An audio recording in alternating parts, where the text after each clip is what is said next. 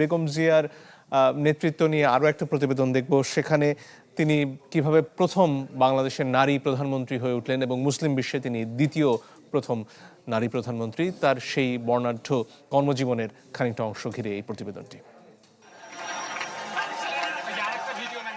রাজনীতির সাথে প্রত্যক্ষ সম্পৃক্ততা ছিল না, তবুও সময় তাকে টেনে আনে ইতিহাসের সামনে।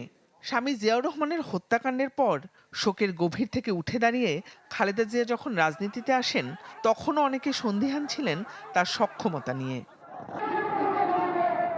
কিন্তু সময়ই বদলে দেয় সেই ধারণা।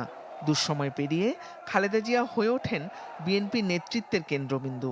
সামরিক শাসনের বিরুদ্ধে গণ আন্দোলনের কঠিন দিনগুলোতে তার উপস্থিতি, বক্তৃতা ও দৃঢ় অবস্থান তাকে রাজনীতির প্রধান বলয়ে এনে দাঁড় করায়।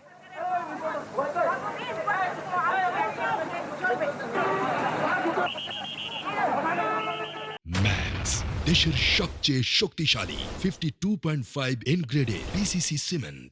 1991 নির্বাচনে দেশের প্রথম নারী প্রধানমন্ত্রী হিসেবে দায়িত্ব নেন তিনি। দল করতে গিয়ে আপোষ শব্দটি কখনো ছিল না তার অভিধানে। জাতীয় রাজনীতিতে চ্যালেঞ্জ যতই হোক, সিদ্ধান্তে ছিলেন কঠোর, অবস্থানে ছিলেন অনমনীয়। উনি জীবনে অনেক কিছু হারিয়েছেন। উনি ক্যান্টনমেন্টে বন্দী ছিলেন মুক্তিযুদ্ধের সময়। উনি অল্প বয়সে বৈধব্য স্বামীকে হারিয়েছেন, উনি ছেলেকে হারিয়েছেন, একটা ছেলে তো মারা গেছে। তারপরে ওনার যেহেতু উনি কোনো কম্প্রোমাইজ করেন নাই, সেহেতু ওনাকে কারাবরণ করতে হয়েছে।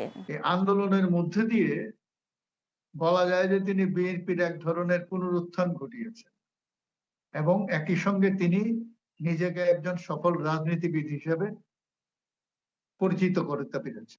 তার রাজনৈতিক ক্যারিয়ারে একটি উল্লেখযোগ্য পরিসংখ্যানও রয়েছে। তিনি যে সংসদীয় আসন থেকে নির্বাচন করেছেন, কোনোবারই পরাজয় দেখেননি। জনপ্রিয়তা, সাংগঠনিক শক্তি ও ব্যক্তিগত কারিশমার এই সমন্বয় তাকে আলাদা করেছে অন্য নারী নেত্রীদের থেকে।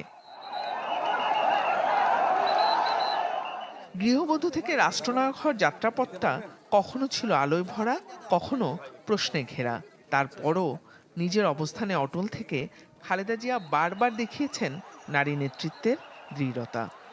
দেশের বাইরে আমার কোনো ঠিকানা নেই, এটাই হলো আমার ঠিকানা।